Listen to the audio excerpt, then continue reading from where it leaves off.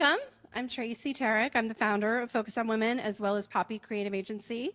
So I'm an agent first and foremost, and I represent photographers and stylists. And Focus on Women is my passion project. We started in 2018 with my amazing co-founder Mary Dale and Juliette Wolf-Robin, who's from the APA, who's not here. And this event is something I've wanted to do for a really long time, so I'm super excited about it. I'm excited to have you here. This is a topic that's so important.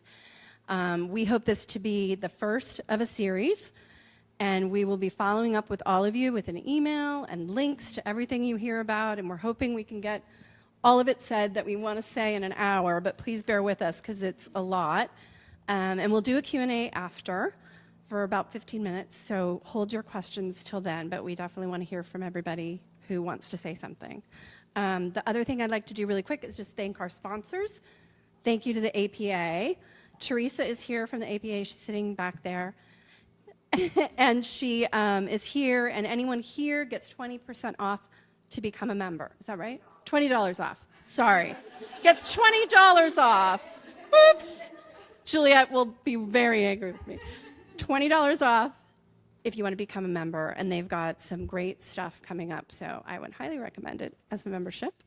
Our other sponsors are the Foley, Mary Dale, and the bar donated that. Recess donated the mocktails, so try those. Yeah, and we just hope you guys have a really good time and enjoy it. And let me make sure I got everybody. I think I did get everyone. Okay, I'm handing it off to you. They're going to introduce themselves. Our amazing moderators, Annika. Howe. Hi, thank you. So my name is Annika Howe. I'm a producer, production company owner, and also documentarian. And we have a production company based in both New York City and in Europe. And we are particularly mission-driven and values-driven from a production company standpoint. So I really believe that we yield our power for good. And before I get into my introduction necessarily, I also want to talk about why we're kicking off this series. It is the first in an ongoing series. We recognize that we can't cover that much in 1 hour.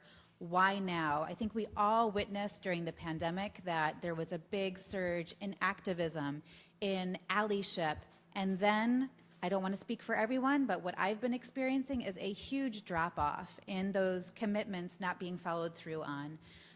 We're witnessing that at every level of production, whether it's the actual creative concepts. And so for us being values and mission driven, we want to do what we can. I also want to, kind of call out the elephant in the room is that we are 3 white women who are kicking off a series on inclusivity. And so why us? Because we care. And I really believe in allyship like all of us do. And so this is what we can do. There's small actions, there's small moments of education, of community building that we can do, and everybody is able to just do their part. So that's why I just want to speak to that and also let you know that we're here to share our experience, and our panelists will be, sharing their best practices and their experience through their lens. We also are staying curious, and we welcome your ideas and your input as well, that there will be ongoing, initiatives and conversations after this. So thank you all for being here. We're really excited about this. And Christy, I'd like to hand it over to you so you can introduce yourself. Hi, everyone. Is this really working? My name is Christy Raymond, and I am the founder, and I like to call myself the Chief Casting Strategist at Humankind. I'm actually located in Boston, Massachusetts, and I've been in the industry at a variety of levels for over 35 years. And like Annika was saying, I think that's one of the reasons why we're here, because we do have a voice in this industry. We have leadership positions in this industry, and it is time for us as leaders in the industry to move the needle. Casting is my passion. And inclusive casting and production practices is the mission of Humankind. And we do walk the walk as often as we can. We produce our own photo shoots, our own concepts, so that we can show organizations it can be done. If I'm doing it as a one person and I'm putting together these teams, you can too. What drives me, I will give you a short little story. article in Forbes magazine, February of this year. Article that included a survey by the Valuable 500 that interviewed 1,000 individuals with disabilities and disability advocates and asked them, do you feel seen in mainstream advertising? Anybody got a guess on the percentage that felt seen? 2. That hurts my stomach to know. It just hurts my heart. And as people who care, we are going to change that number. That is a goal of mine. I want to see that before I leave this business, that when those same 1,000 people are surveyed, more people feel seen and heard, and that the true spectrum of humankind can be seen in the photos and the videos that we are all actively creating today. So thank you guys so much. I'm really thrilled to be here and have this conversation. And on that note, we want to thank our panelists as well, and we're going to give everybody an opportunity to just introduce themselves. Hello, everybody. Hi. My name is E. Williams. I'm a hairstylist based here in New York City. My focus is editorial and celebrity and also advertising. Hi, everyone. My name is Jessica Foley. I'm a photographer based here in New York as well.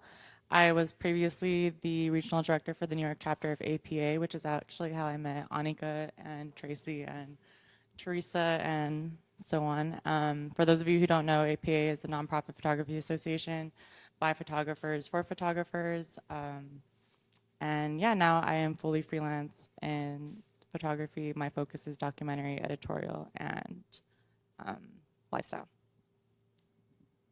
My name is Danielle Pretsfelder Demchick. I'm a casting director. I've been in the business since I was 7 and decided I wanted to be a casting director at 8. So this has been what I wanted to do. My goal is always casting inclusively, and I'm the VP of Advocacy for the Casting Society. I'm a faculty advisor for Respectability.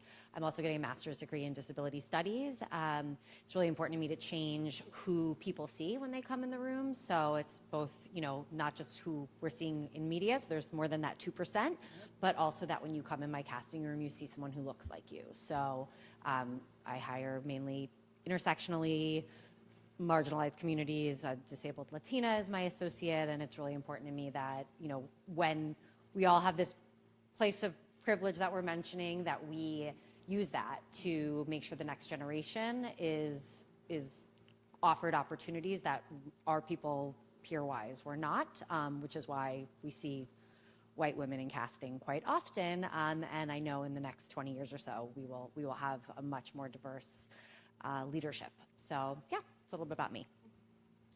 Hi, my name is Gina Boyer. I have a company called Pinch Hitter Projects. My background is actually in TV and film. I moved here to work for a feature film director and realized I was not crazy about celebrity.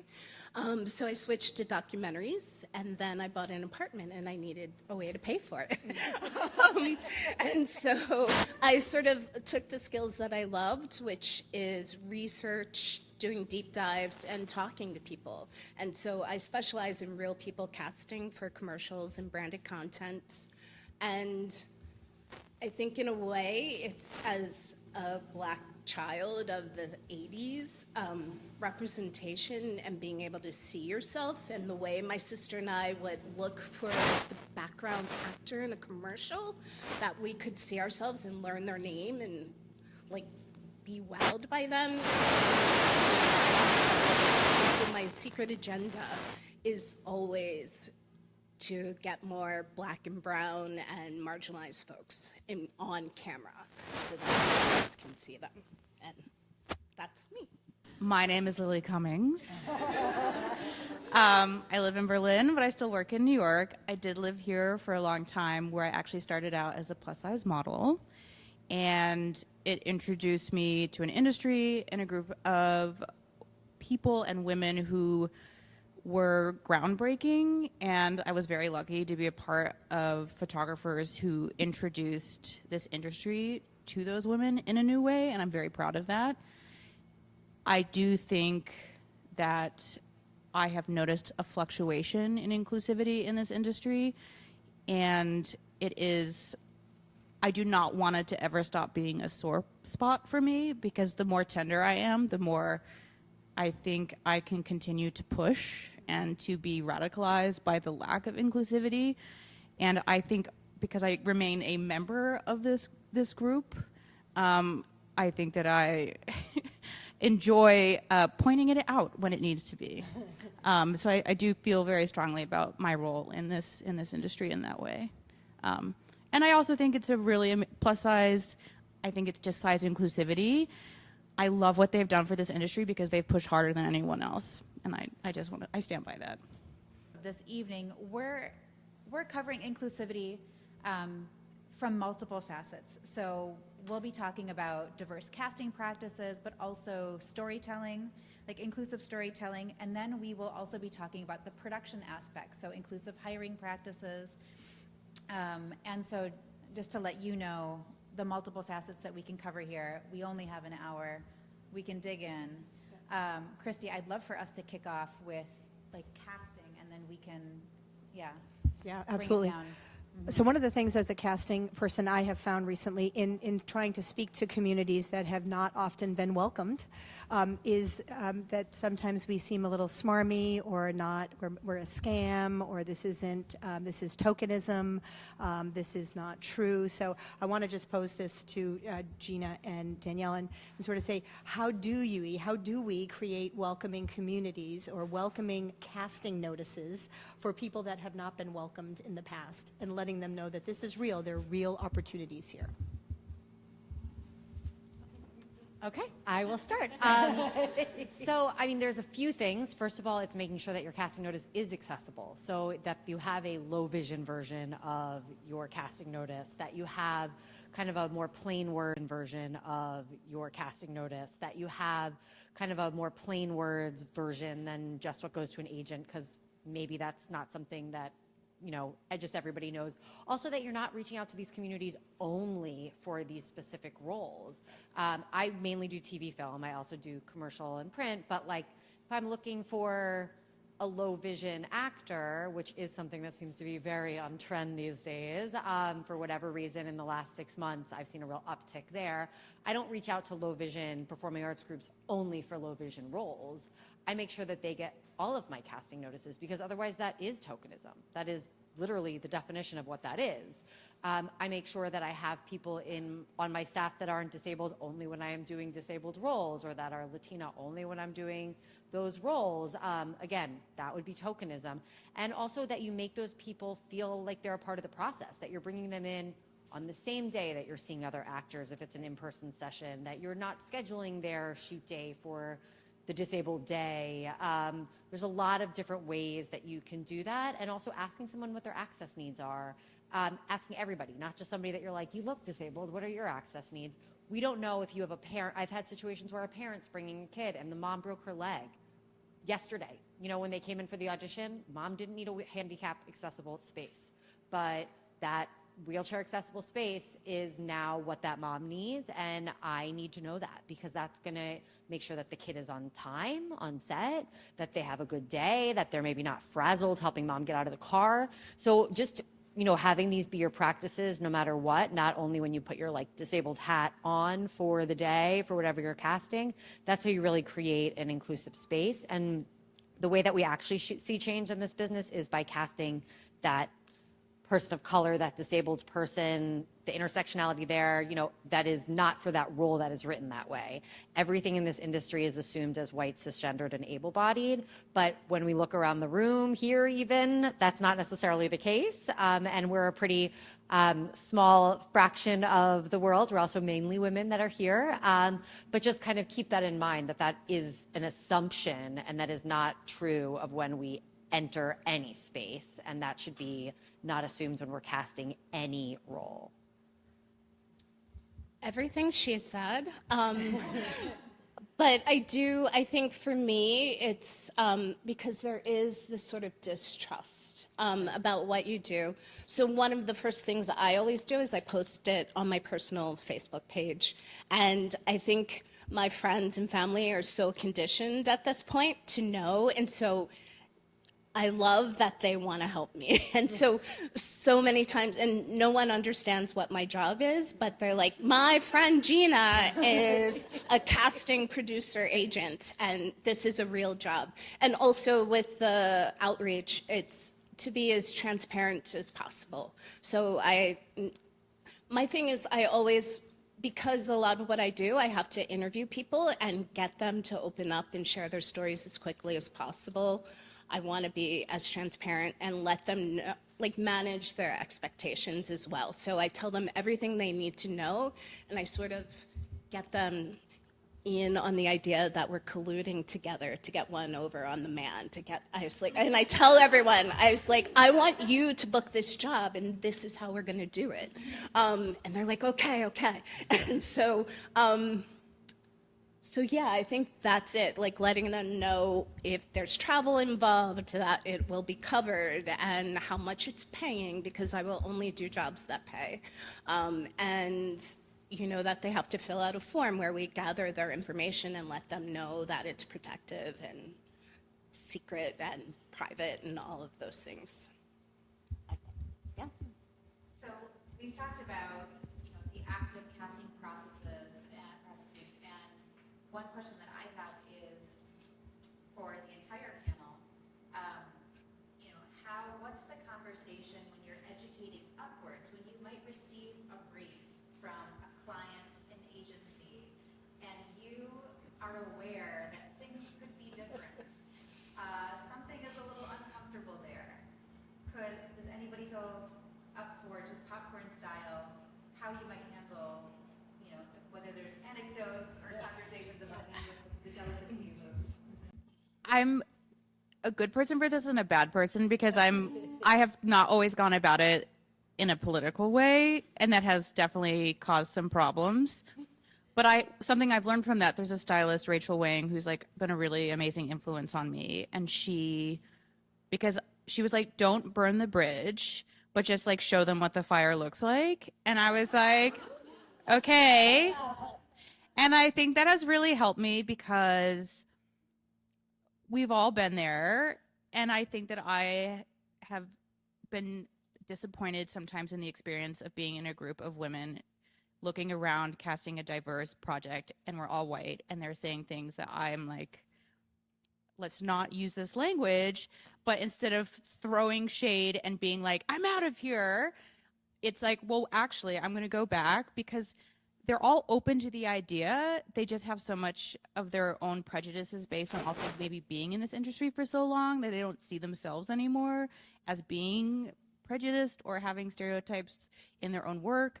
And so actually it's just like, if you have the opportunity to present alternative casting, often they're really open to it. It's not that they want to be led, they just sometimes don't make the effort themselves to do the leading. And so if you have the opportunity to present alternatives and lead them in a new direction, push as hard as you can. And sometimes you have to accept that you didn't get as far as you wanted, but it's a lot better than it would have been.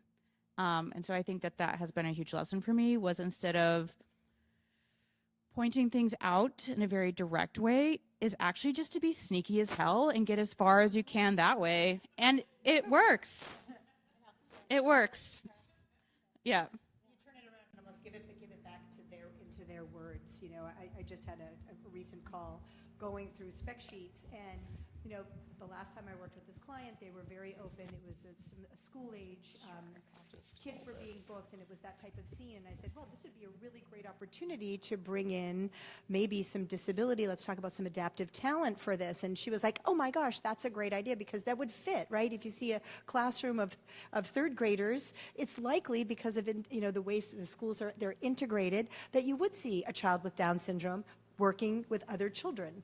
We were able to incorporate that, and just sort of like, when I said that to her, she was like, that, she was like, hadn't thought about it, and that was that great idea. And just sort of those light little suggestions. We did the same thing when they came back, because, again, she did not have anything of any sort of adaptive talent in hers. And I said, look, you've got college people college kids, come on, why don't we have somebody, so we were able to really find a great group of people who were really friends, and in that group of friends is a young man in a wheelchair. A real group of friends who are going to college, and it's a really great opportunity to showcase that intimacy, and that what he does every day is what we all do every day, so, and that was a really great setup. I agree with you, Lily. For me, it's kind of on the crew side.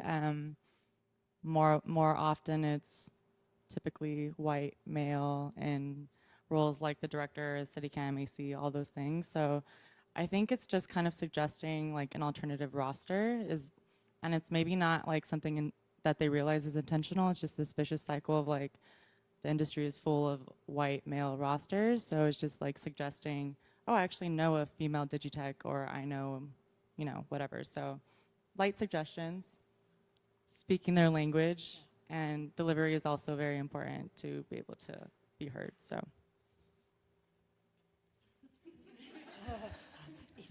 I'm going to speak from the producer and production company owner perspective. So, to add on to what you were saying, Jess, is that producers are often the purse string holders, the financial heads, and we have a responsibility as leaders, as producers, to how we spend our money it needs to be values aligned, right? And so how we decide to hire, who we decide to hire in terms of vendors and crew, and the part of inclusion that I find incredibly important is equity. So as a producer, I will get strategic and think about how can we approach this production, make sure that the client is happy, the creative, the photographer, the director is supported, and their creative vision is able to be executed on without sacrificing crew rates. So I will get scrappy and creative with set design or vendors that we're working with, but I don't compromise on crew rates.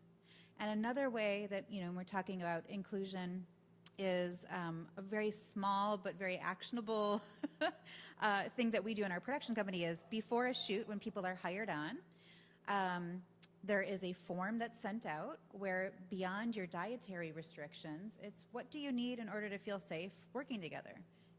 Are there accessibility issues, mobility issues? Are there sensory processing things that we should know about? Do you just have a favorite song and you want to boogie down for 3 minutes? We can do that. One of our MOs in our production company is the Maya Angelou quote is, people always remember how you make them feel, right? And so you want individuals to feel safe working with you and respected and ultimately give the clients what they need because they're spending the money, whatever else, we're making beautiful things. But for me, it's the day-to-day interactions, it's the human connection that means everything. So from a producer standpoint, I digress a bit, but, and E, we've worked together before, so if you want to, I think from a beauty aspect, I feel like when booking is just really important to have open communication, especially having pre-production meetings, so I can see the hair and there's a conversation not on set about it, but before we even get there, I kind of know what I'm working with. And just being mindful of vocabulary, especially if I'm dealing with ethnic models, because sometimes they come in and I'm just like, oh, okay. And it's a lot. As a hairstylist, it is a lot, but I think communication is just really key. And just, yeah, I would say, sorry, y'all, it's been a minute since I've did this, but yeah,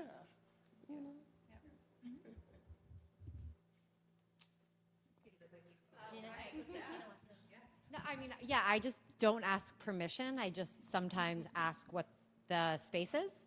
So I make sure it's accessible, and I can, you can't always change those things as a casting director. I can't say oh, you really should have booked an accessible space, if it's shooting the next day.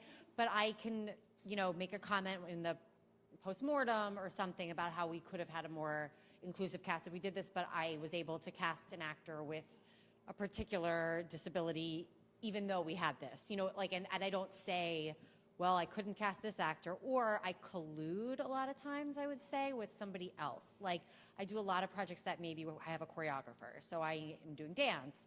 I make sure that the choreographer hired has experience with accessible, with adaptive dance or wheelchair dance, or I say, like, hey, like there was something that was to the like the song The Locomotion. I was like, well, we're talking about a train with wheels. Like, wouldn't that be kind of a cool place to have a wheelchair dancer? They're like, yeah. I was like, well, what about this kid who I just found who I think is great? We should bring them to callbacks tomorrow, right? And then if the choreographers say to the director, we really want to bring this person, we're going to do that. So, there's kind of working together before you just present it, because there could be also, I don't want someone to show up on set and work with a choreographer that has never worked with somebody with a disability. And like, that's not setting anyone up for success. And sometimes we do get hired and there's a choreographer that would not have been our first choice, or there's, different things like that. Same thing happens with hair a lot. I mean, I've had to have conversations like, okay, well, we cast someone who's black and I'm not having somebody touch their hair. That doesn't, and I'm not sending them to a set where there is not someone who knows how to do their hair. So fix it. Like, get somebody who knows how to do their hair, because it's not going to behoove you for season 2 if they do not have hair. If you would like them to have hair, and we will not be able to renegotiate with them. And I've had these conversations just like that. I'm like, don't you want their hair to look the way it looked in their headshot and all of those things? Yes? Okay, so it's just some people don't, I think it's also some people just don't know. Like, I mean, they don't know how hair works if they don't do hair. Like, I don't know how hair works, but I know that I don't know how hair works, and I would talk to you. So, and I would want you there, and that is what I would tell them. So, yeah.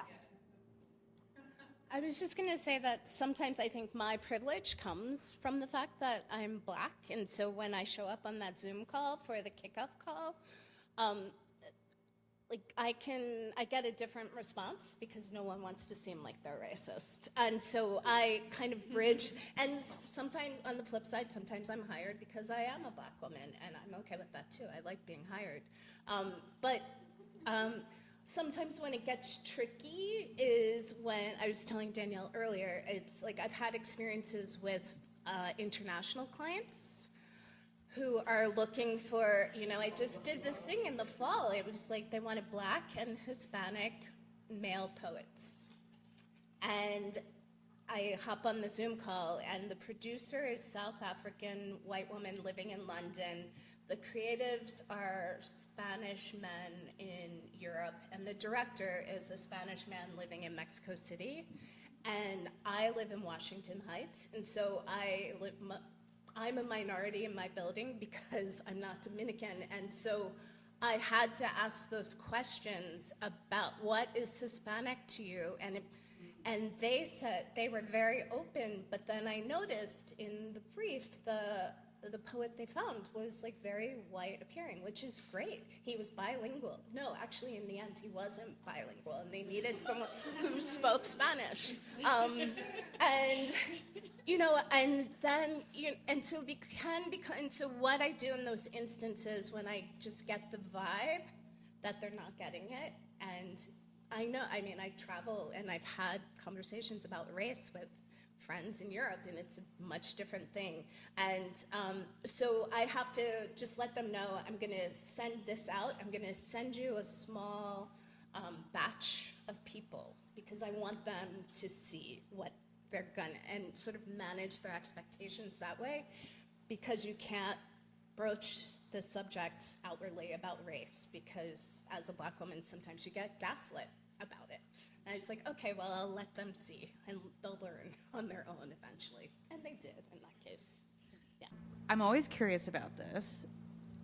When you're working for someone that has money, but you don't appreciate their values, but you also understand that you're in a position to present to the public diverse values, inclusivity, but the client is not actually who they're pretending to be. Is it just as valuable to do your part to use the platform they're giving you for the good, even though the money is coming from a source that is not for the good? And I know this is a tricky question, but we're all in this position where we're like placating to these people sometimes. And I am constantly conflicted about it, but is it a day-to-day question about whether it's value in, value out? Maybe that's too big of a question for the hour, but it's... Okay. Can I do quickly? It's a day-to-day thing because when I was younger, one of the first jobs when I freelanced for another company, the company is filled with white women. There was me and a white gay man from Texas. They got a job for Chevron. It was basically like, we're going to send you to the reddest states in America, and we want you to, you and Kyle are going to talk to farmers. And so I had to drive from Oklahoma to Arkansas. But I grew up in Pennsylvania. I was like, I know these people, and it was fine. But Kyle was like, do you wonder why out of everyone else in the office they chose us to go to these places? And I did have a thing because it was pro-fracking, and I am political at my heart. But I did want to meet those people, and I was curious, when else am I going to go to Arkansas? But then on the flip side, I got a Chick-fil-A came to me, and they wanted to get gay couples to prove that they're not homophobic. And that was one of the, I mean, there have been other instances, but I had to turn that job down because I just know that, who are you going to find to do that? And I didn't feel right about it in my soul. So I think the first important thing is to be clear with yourself and really reflect and think about what are my hard boundaries, what are my values, and to stick with that. And then to remember with it, so you know, if there are certain companies or certain issues, you know for you in your heart, you cannot, no matter what, support or work on their behalf. Boom, that's your hard line. And then from there, remember that you have the power to do good, and it is any small action that you take. You're changing individuals' lives through hiring them, perhaps, through changing the visual narrative in front of the camera, because we know representation matters. So I think that you can do good with small amounts of effort. And the other thing about our panel and our series that I want individuals to walk away with too is to not feel overwhelmed, but to know that any small aligned action is worthy and worthwhile. And it's about humans here too. So we might work in advertising and, you know, in the visual media space, but at the end of the day, it's how we treat others, how we treat it, you know, and how we're lifting each other up. So get clear on your values, stay strict with those things, do the good that you can, and you also are deserving. I see this a lot with artists, like you are deserving of earning an income. You are deserving of making ends meet and thriving. Everyone deserves to thrive. I think for me, I take it on a day-by-day basis. I know I always don't have a win, right? But I know what I do, and what I do is hair. And if I can make you love that, then I won. And that's how I cope throughout the day, because some days I'm like, ooh, can we just get to 5 o'clock? But what I love about like fashion and editorial and just advertising in general, if you're great at your job and you can, it's those little nuances, like how you blow the hair, or people appreciate that. If you can make the image look good, at the end of the day, you win. Yeah.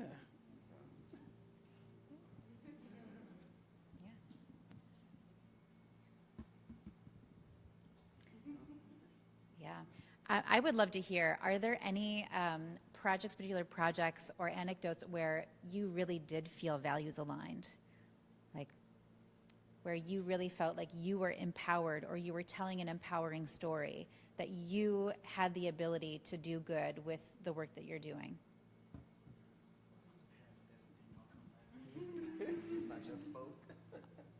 One of my favorite clients is Planned Parenthood.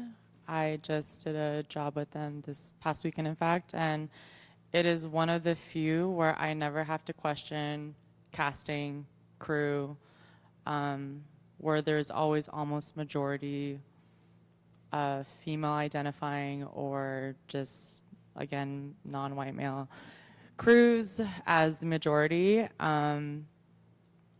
And I never have to like really work hard at feeling like the message is being told correctly from the correct perspective. They're amazing. Another personal project that makes me feel good that I'm working on is a personal project about the monks in Thailand. There are 250,000 plus monks in Thailand, and less than 1% are female, because it is basically illegal to ordain a female monk in Thailand. So I feel like I really feel strongly about female empowering stories like that. It's important to inform people that this is such still a strong standing issue, even though we've progressed quite a ways. But stuff like that is really important to me. So.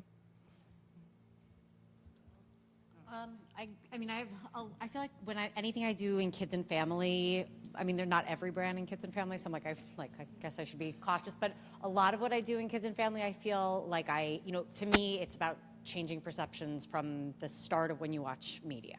That's how you really make a change. And I've had a lot of really great experiences working with Sesame Workshop, where I'm on set and they're, I see that the wheelchair is off to the side, and I'm like, hey guys, I want to see the wheelchair, and I want the wheelchair to be a part of the room. And they're like, oh my gosh, thank you, that's why you're here. So those sort of moments, or when we also talk about representation that is not necessarily seen right away. Like I cast Latina deaf twins in a role for Sesame that was really fun, and they had never had, in this particular part of the company, they'd never had deaf talent on set, and the mom was deaf as well, and making sure that we had the right amount of interpreters and the interpreters that worked with them and understood, because sign languages, there's so many slangs and things that come, and having somebody who's a Spanish-speaking sign language interpreter and what that meant and what that did for this family, for this opportunity on set. So those sorts of things for me. And as a mom to a little one and one on the way, it's very important to me, because I see her watching when I consult on this deaf role, and it's she doesn't even question it, that she sees somebody signing, and she's starting to sign a little bit, which I need to be better about signing with her. But I love that there's that reinforcement to her. That's the only thing she really watches right now, and I know I don't have a lot of control of that, but imagine if 100% of the content you watched was inclusive in that way, what a difference that would make to, everybody's point of view. Yeah, I feel like for me, because so much of it is connecting with people, that when I get someone to cry on Zoom, I feel like it's when, and I get the the chill, the tingles up my spine, and I know that's a good interview. And I can think of, and I'm lucky because I get to do that a lot. The most recent one was just finding 20-year-olds who, because of the pandemic or whatever, it was a Mother's Day spot. They hadn't seen their mother in 2 or more years. And these are new clients, but they're younger and they're open.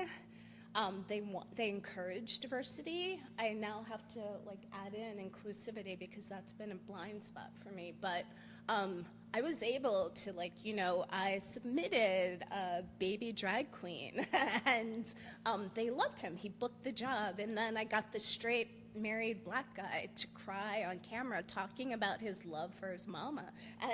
And so it's for DoorDash, but to me that was really great, because I feel like I got something out of it too. They got a paycheck and to see their mom, but it was really awesome.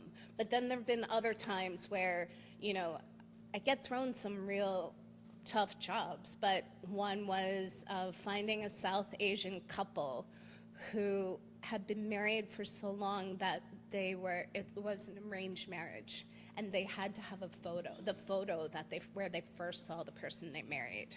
And that was really tough because I have a lot of Asian friends and none of them are actors, and that's changing now, but it was really, I had to find people that would put me into the right WhatsApp groups to find these folks. And then, so I think I ended up submitting 5 couples, and you just know it when you turn on the camera and you saw, it was a couple in Long Island, and the way they talked about, I went in with this Western idea and feminist idea that this is like not, this is weird or whatever, that sounds wrong, but it was like, I wanted to learn more, and then to see that they really love each other. They take walks on the Long Island beach every day, and I was like, that's beautiful. And so I was really proud of that one. You know, one thing I just want to acknowledge for a moment too is that we all are doing good, and we can always, like, we're staying curious, and we're learning along the way too. Yeah. So those of us who've been in the industry for 20 years, you know, things change. You learn, you do better, and I loved hearing you say, you know, just acknowledging that you're growing too. All Definitely. I mean, you know, I've lived in New York 30 years. When I first moved here, I lived in Chelsea. All of my friends were gay. I thought I was a true ally. And at one point, it was this silly thing. There was Al Gore had a cable network, and they were going to give Meghan McClain a show, but she didn't want a female co-host, so they wanted a trans woman, but the language wasn't there. And I remember I followed Janet Mock on Twitter, and I got her on the phone, and I botched it. And she was very kind in correcting me about the language I was using, and I was like, I'm so sorry. Also, I love you, but I'm really sorry. And then I thanked her because I need to learn that, and I'm so much more careful now. I think, so I have a project called Bodies on Paper that is all about inclusivity and nudes. And I think that's something that I have learned through this process because, like, I'm the one in charge. Like, I'm doing everything. So, like, guess what? Like, it's up to me. And I, like, dropped the ball, not because, so it's given me more grace with aiding other people along the way. I mean, first of all, it's like I started out as about being, you know, about diversity within size inclusivity.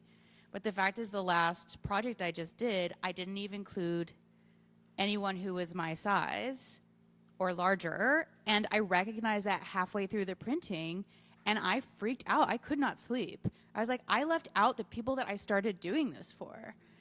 And it was like a real wake-up call, because if you are part of something for so long, I realized that I stopped pushing as hard because I felt safe within the space that I created for myself.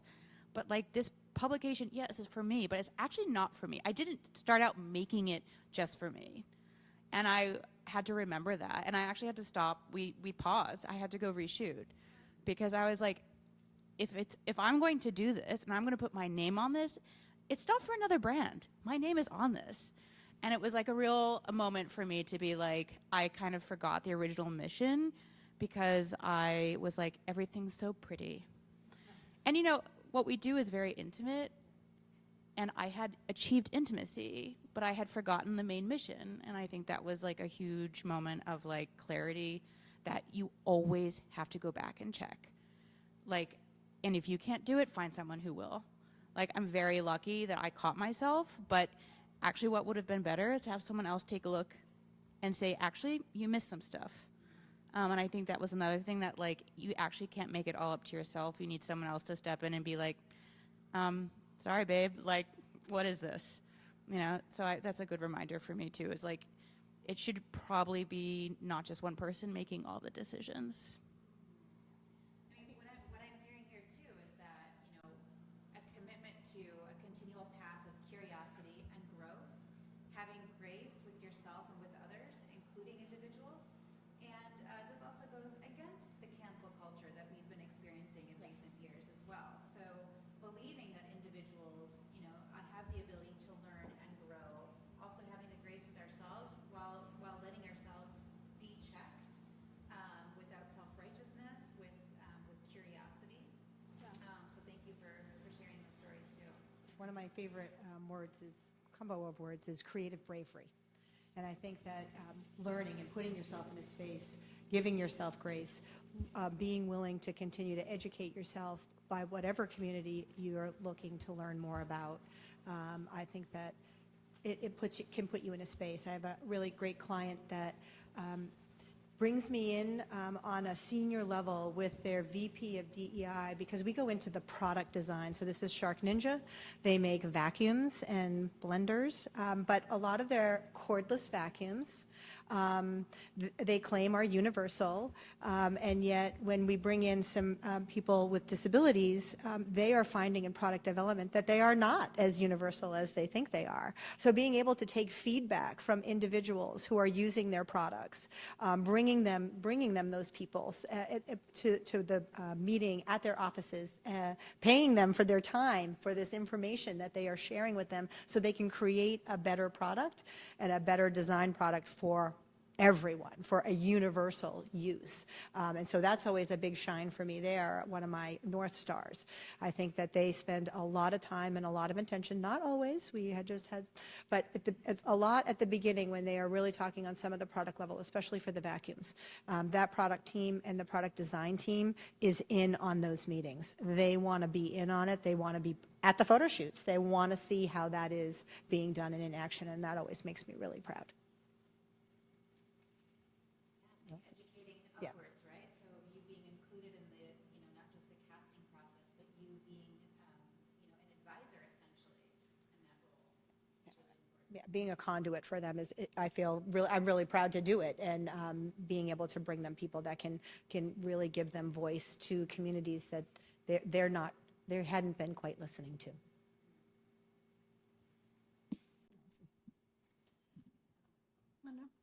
I don't know, Em, you didn't see anything down there. Did you want to share something?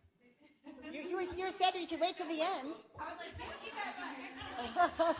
It's a hard question for me because it changes day to day for me. So, I mean, what I'm passionate about is more editorial. That's when I have more of an opportunity to create. I'm a very womanly hairstylist. So when I normally create, I'm diving into a place of like what I want to create and what's passionate about, like hair and shapes and forms. Yeah, it's kind of hard to it's a hard question for me to answer. Are there any recent editorial or advertising campaigns that you're particularly proud of in terms of, each of the panelists have also included, imagery that we have on a small screen here, which you will be able to peruse later. But there's some beautiful work that you've been able to work on. And For me, I think one of my proudest moments was my Valentino campaign. That was like really special for me. It was like, because I assisted for many years. I assisted Guido Palau. Am I down? Oh, right here. Excuse me, I wasn't aware of that. So I assisted Guido Palau for about 3 years, and that was an amazing experience. It was it was trying at times, but in that aspect, you really learn how to do hair and how to do hair fast. Because I think most of the times on advertising jobs, you don't really get the time. Even in commercial, they're like 10, 15 minutes. Well, I'm able to do hair in about 15 minutes, but most times, most people take longer than that. And I always find that people appreciate when you're able to work fast. Yes, that was like one of my highlights in my career. And yeah, I just did self-service. I've done Ralph Lauren and many others. So sweet. I have a question, as a producer and production company owner, how can we support you better? So whether we want to, so in terms of casting, I'd love to hear how producers and production companies can support you better. And for our visual creators here too, I welcome that feedback too.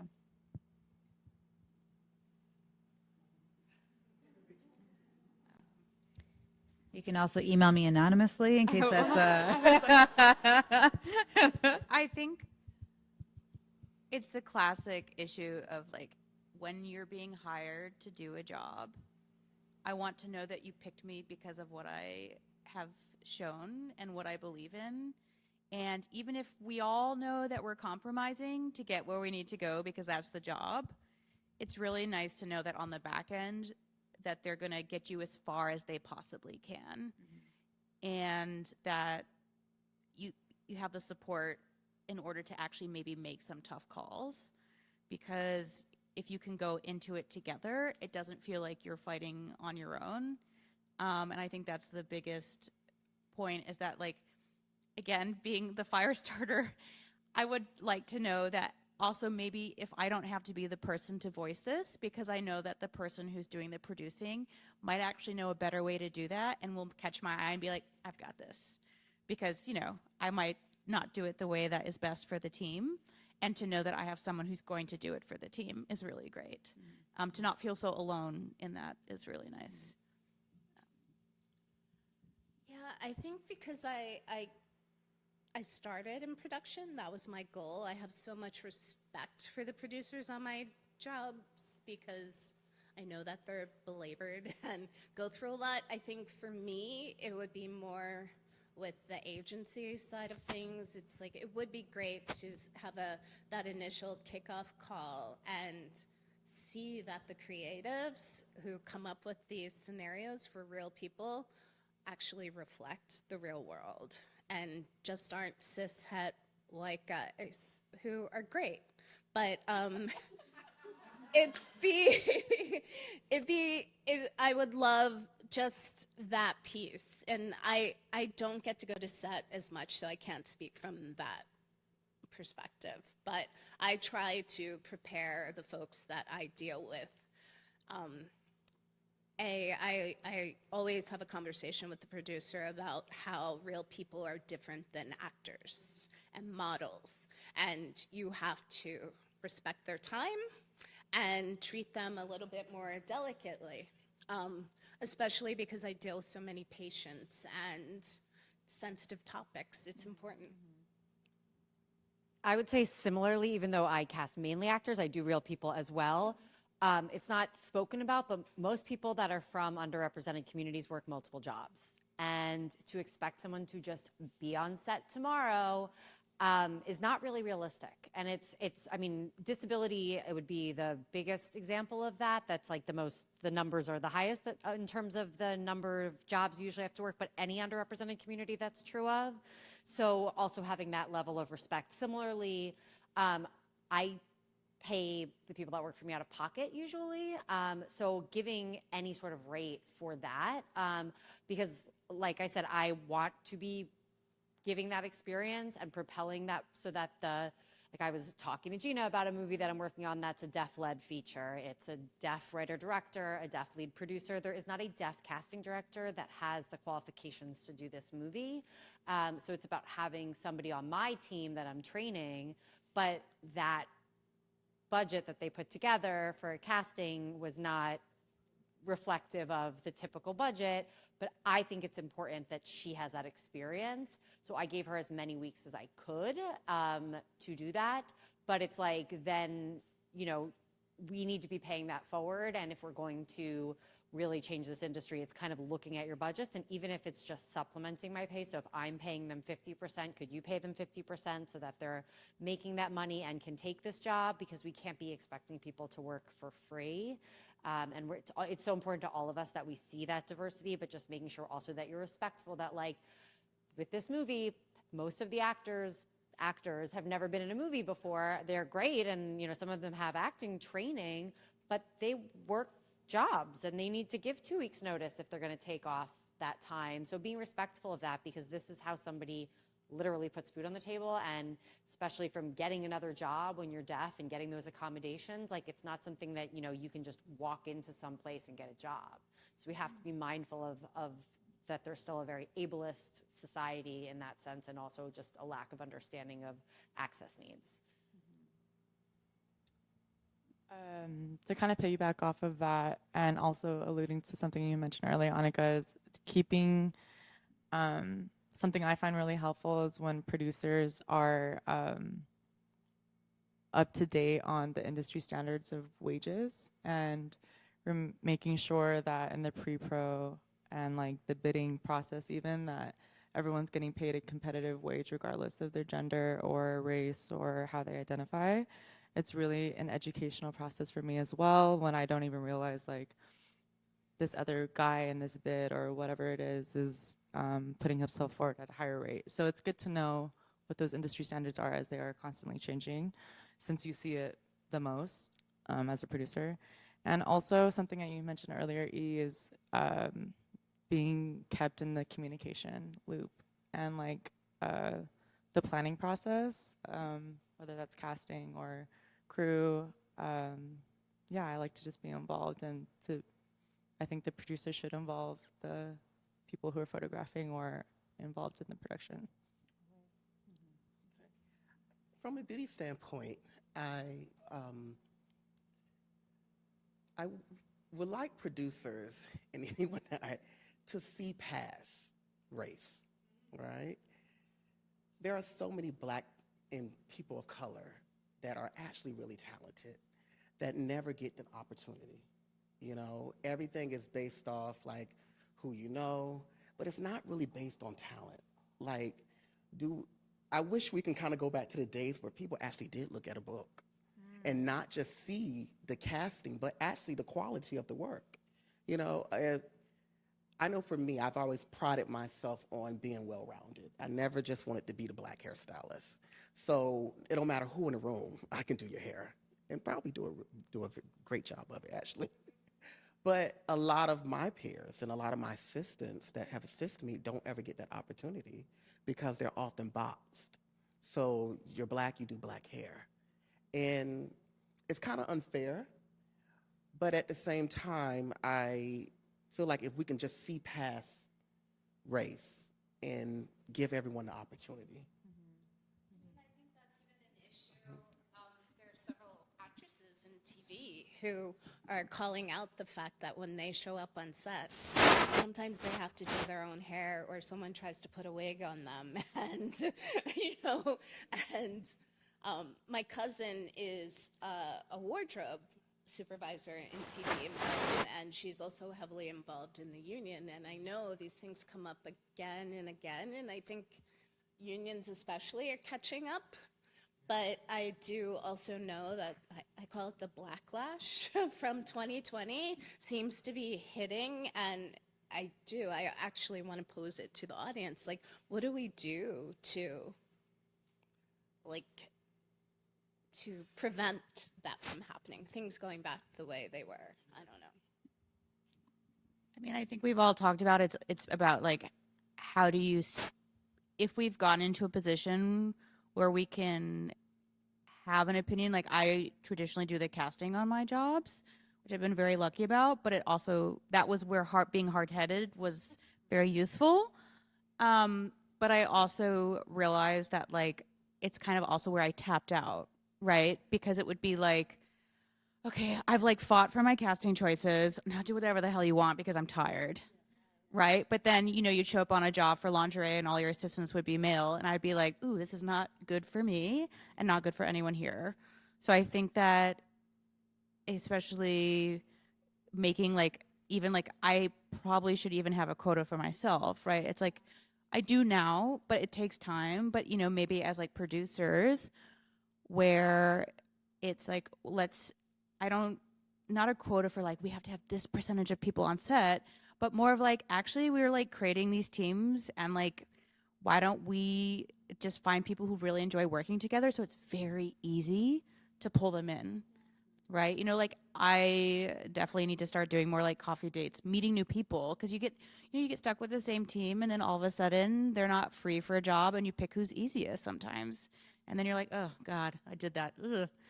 Right? And so I think that's a huge part of it, is just like, which is the hard work, is just like continuing to meet new people, which is hard.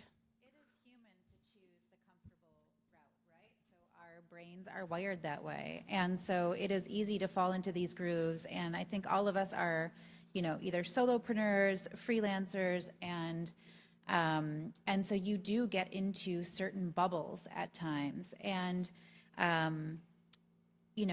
we're not always at liberty to choose the projects. Like, we all need to make ends meet. We're not always at liberty. So earlier we talked about getting clear on your own values, deciding on if you can work with a certain client or project, and then doing the good that you can. And then in terms of, production, one thing that I feel really strongly about is like the equity portion of Jedi principles too. And so it takes, as a producer, it takes a lot more time and effort to do the research. We do a lot of international projects. And so if we're going to a new city, country, continent, we spend a lot of our own time that is not always compensated, but because it's values aligned, it's what we do. We dig in, we research, and we find individuals that are the right fit for that project. And also how you spend your money is wielding power and responsibility. And so I can only speak to how we do our business practices, but when we're working in remote corners of the world, is it really necessary to fly lead individuals from LA or New York? Or can we find those individuals locally and give opportunities where they will be benefiting from that project? And if there is a certain role that we can't hire for and source that individual or that role, then we bring the lead and we match them with individuals who will learn. So 1 to 2 other individuals locally who will then have that skill set. And then we have another platform called theproducer.com where we interview those individuals to amplify their voices. And then hopefully other producers will look at that and hire, because we're doing some of the legwork. So perhaps maybe you don't need a set designer on a remote Komodo island in Indonesia, but if you do, I've got one for you. Or, because it takes a little more extra work, but these are the ways where I can still work in advertising and sleep at night. And to piggyback on that, Annika, just a little bit, is really in creating those lanes of opportunities for people who want to get into this business. Because when I ask hair and makeup people and wardrobe stylists, how'd you get started in this? And so many people, I just fell into it, right? I was asked to do a photo shoot, or someone asked me to do something at a fashion show, and now they're a 10-year makeup artist. What we don't have in New England are any sort of shadowing programs, any sort of opportunities for someone who's interested in the business to learn about the business before jumping in or really going forward with additional training. And so that's something I'm putting out there in the world, as well as how can we create I don't know if they're shadowing programs or programs with esthetician schools, hair and makeup schools, because I know for a lot of those schools, they're really just training them to work in the salons. And how do you get, or weddings or what have you, and how do you get them to understand that there's this whole commercial world on the other side? Because I fear, I'm serious, I'm fearful about the supply of artists in New England. We don't have we're losing them left and right. So I'm concerned where those folks will come from. So hopefully being able to create accessibility for our industry by partnering with others and creating opportunities. I have a co-op program that I do with Suffolk University and Clark University, it's a little bit more than an internship. We do a whole co-op where I get them on sets or getting them involved in the casting as deep as I can. So really creating those opportunities. Yeah. How do you bring the next generation up, right? So, Jess, you mentioned about hiring, females in roles that are traditionally white men, digital techs, or photo assistants. Like 17 years ago, there were no female photo assistants because you heard things like, oh, well, then women have to carry the heavy Pelican and 10 bookcases. Like, oh, we can't do that? Yeah. And, so there's ways that you can, wield your power for good. So mentorship and training and educating, and also not taking free interns. Like there's just small little, right? Yeah, and so I hear you in saying that, you're paying out of pocket to train an individual because this is, what the industry needs. And I know that we've all, brought on trainees as well. But I would like to hear, is there anything else that comes up for you for, no? Oh. Yeah? No. Yeah, so I'll just speak briefly again from my perspective in that, we do work a lot internationally. I say we, I'm also saying I. And we really do have to educate the advertising agencies, sometimes also the photographers and the directors that we're partnering with, and to say, do you need to fly with these individuals truly? Like, do you really, is this like the safety net and you need those individuals? Is this really the only option? Or can we forego those business class flights and those travel days, and can we invest locally in these communities, whether we're working in rural South Africa, Indonesia, wherever, Turkey, and can we give opportunities? And so that's one way that I frame some of my projects. And if I'm working for a big, advertising client, that's how I feel good about the work that we're doing. And then partnering and also having a sense of generosity and reciprocity. So, we did a shoot for a resort. We do a lot of like hospitality resort type things in the Bahamas, and we hired various production coordinators. We had 5 film teams going at once, and we had multiple units, right? And those individuals were then also trained, and we spent a few extra days afterwards helping them start their own production company so that they could work locally. And that's one way to remember that there's enough pie to go around, even when we have flashes of fear that we might be in a recession or AI is going to take our job. But really, when we do good and help others and train them, it's going to come back to us tenfold. Yeah. Yes. 5 minutes. I would love to hear, like, what is the hope or the wish for your work or this industry through this lens? And we'll just do it popcorn style, whoever wants to answer, and then I'll close us out. My wish is that this industry really evolves and it opens up the door for everyone. And if you have the skill, I just wish that everyone is able to get a chance. And yeah, so. I like that. I agree.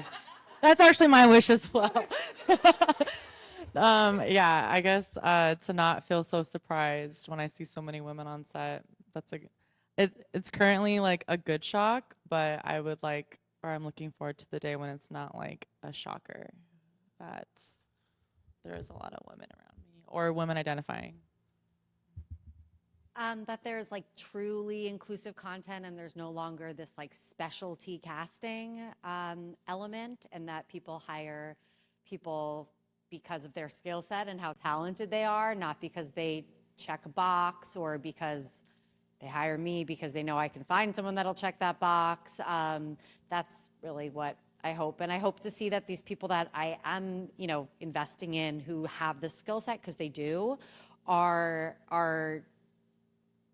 able to succeed, that people do give them that chance. Because I have seen people look at my associate who doesn't appear disabled from, if you really know her, sure, she may, but if you're just looking at someone on a Zoom, that people don't think, when they see her walk, I've seen people cringe. I want to see that that's not a thing, and that I'm never making an excuse for her or feeling like I have to make somebody comfortable with her, because that's insane to me. She's the most qualified person. So she's a unicorn. She can build websites and she speaks Spanish. She can do everything. So I'm like, what? What are you talking about? So yeah, that's my hope.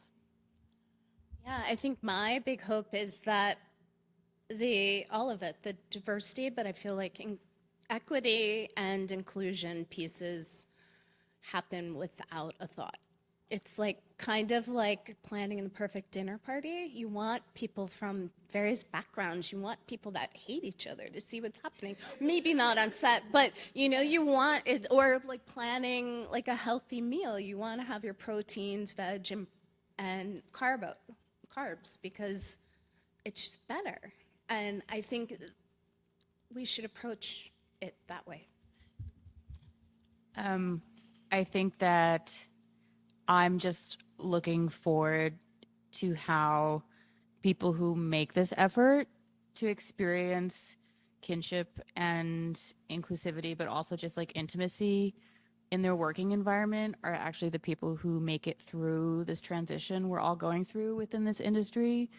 And that when you put in this effort to create these changes, that like you will maintain your position within this industry. And I can get scared about this, but I actually think that there's value in the personal touch, and that everyone who has been doing this for years will find a way to make that happen through this change we're going through with AI and just this way that imagery is now like projected out into the world.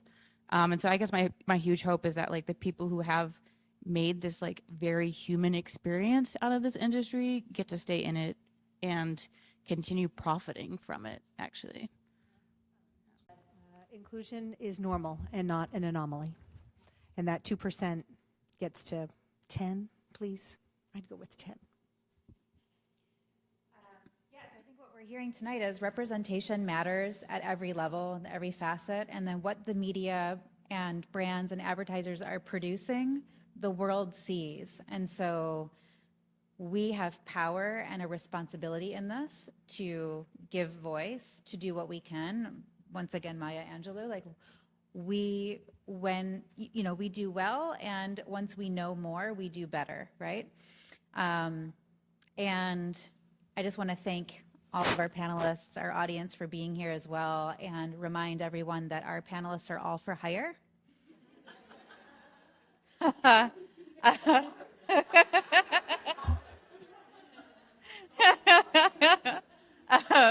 And we're going to open it up for a question and answer. Yeah. And do a lot more with my life than just the money I get from the state and having to sit on my phone because I don't, because I need that money. So what I've done is I created a Shopify store that allows people to shop off of my motivational quotes and stuff that I've done. And it's really cool to see that. Even like with me, I've also done like poetry and stuff like that. So it's like, it's just about seeing the options that you have that aren't so clear, crystal clear, and then taking advantage of it, because someone eventually will see that you're a crystal clear option, but you didn't open the door for yourself. So you need to open the door for yourself first, and then you'll be the correct option for what you want to do. And for you, I guess that's finding a woman, a white woman, or people who aren't Black to cut their hair and like have start a portfolio in that way. So that's my suggestion. You have a lot more experience than I do, so so take it with a grain of salt. And just my other question is, we've talked about today accepting people, but what if like you have a role that you have someone that it's clearly like, okay, no, they want you for your disability, and like, and that is it. How do you focus on like, heck yes, like they want you for this and nothing else, but embrace it? And also, how do you go about like having difficult conversations with maybe an agent or who you're working with and saying, I love your values here, but you are wrong in terms of what you casted me for, or like, or just making yourself known without hurting someone, because that's how you're gonna improve if you're not doing what you want to do, you're probably not gonna do it correctly. So how do you make sure that you vocalize your opinion without being afraid that you're going to get backlashed? And I know that was a lot, but thank you. Oh, it's good. So Danielle, I think I want to sort of give this one to you. Yeah, with your questions, I'm going to try to get them all. First of all, I've worked with actors on SSI, and I work with producers to make sure that there's a payment plan. It's not a perfect system, but like if somebody is working on a project, like that's something I've consulted on. Sometimes it's, you're paying someone a few $100s a month to make over 10 months. You can't do that with every project, but depending what it is, that is something that I always make sure, and I want an actor to come to me and tell me that. And I'm not saying everybody has the, experience doing that, but I am here to help any production that needs that, just having done that. And I understand that process, and it's a really messed up process. I actually worked on a whole movie about a couple, it was a documentary that we had reenactments, and I was casting the reenactments, but all about a couple that couldn't get married because of losing their benefits. So, It's insane. yes. The rules per state, it's insane, but there are, so we've really hooked up with some great attorneys. Yeah. In Massachusetts that are guiding some of our young people who are part of our adaptive talent pool, who are booking jobs and making money, and really being able to put that money in place and not be Penalized, yeah. for their payments. So come to Christy or I. We probably, between us, would have the states covered and all of that stuff. And then, in terms of what you're kind of talking about being tokenized and being, in some ways though, yeah, like there's disability pride. Like you should be happy and thrilled that you are on this set where they're excited for you to have a disabled actor playing whatever the role is, and you can be proud of that. But if you feel like you're only being brought in for the same things, there is something to talking to your agent about that. But then another thing is make your own work. There's things like the Easter Seals Disability Film Challenge that I'm the casting director liaison for, and those shorts go on to be shown at Holly Shorts and to do all of these amazing things. And all actors, especially actors from marginalized communities, we only see, black actors playing the same thing over and over again.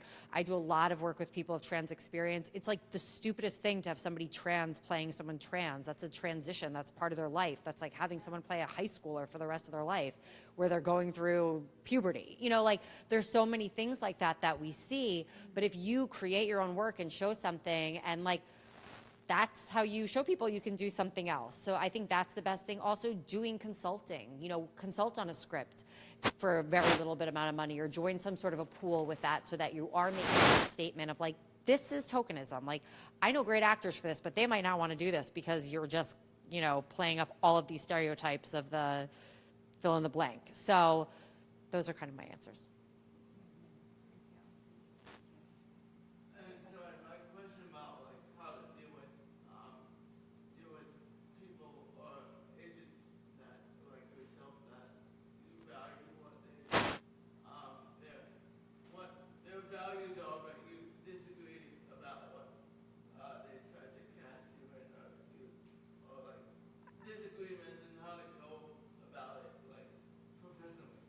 For you, you're saying, or for me as a? For me, I show them that I can find them a hot disabled guy, or I show them. No, I mean, if you're dealing with a client and you casting them for something they don't, or you casting them for something that they took and now they don't want the same roles, how do you go about having that person feel comfortable about okay, we tried this, but I don't feel comfortable with that?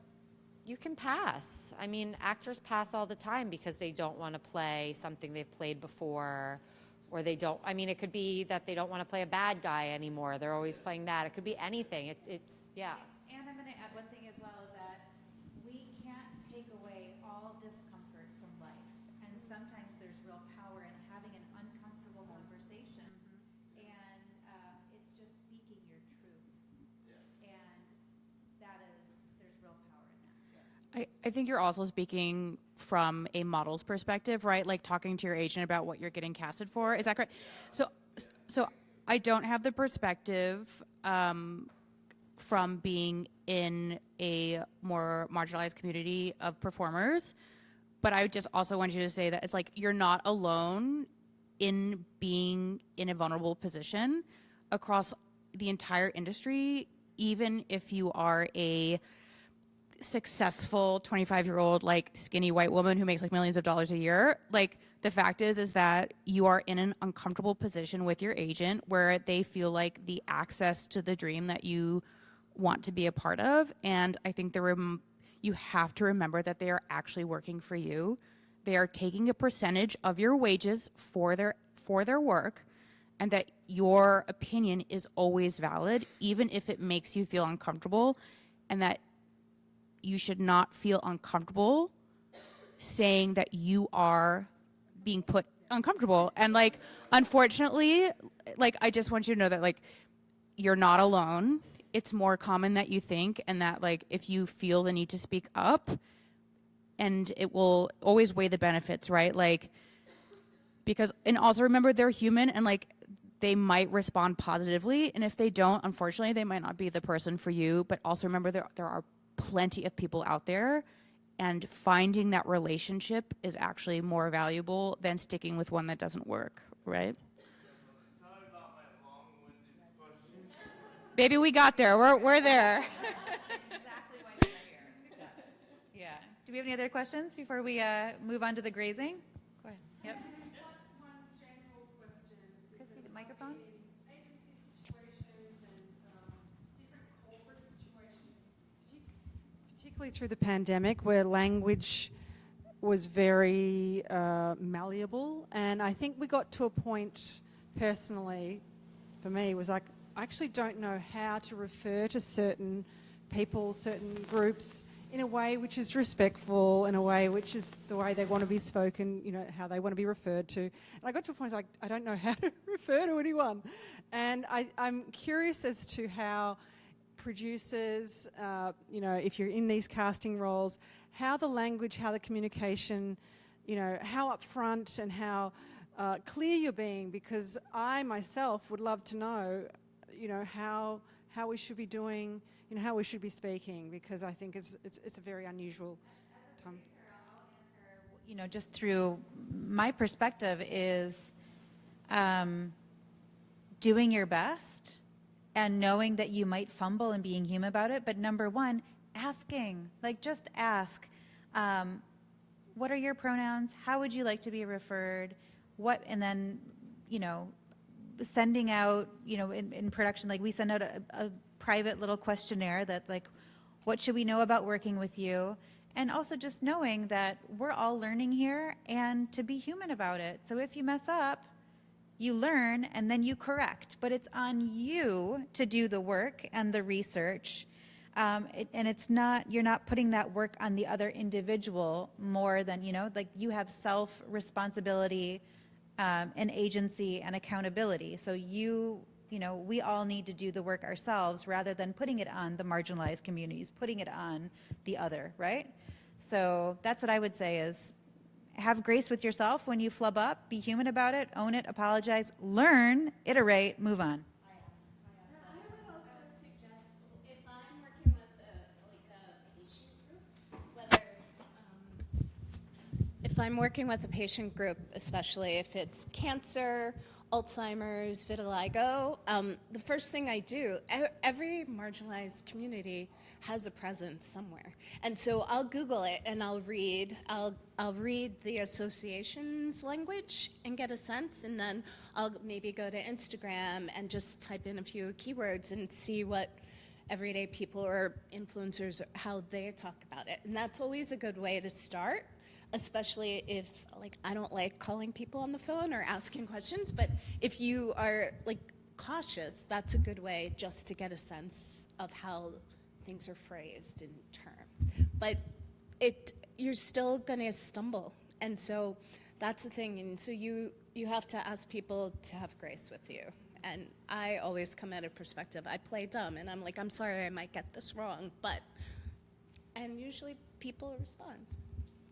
And the good news is, like, things do change. So we may not always be current, but the fact that things are changing, that's what we want. That's why we're here, right? We want society and culture to be shifting and changing, which means we have to do the work to stay ahead of the curve, to stay, you know, on point.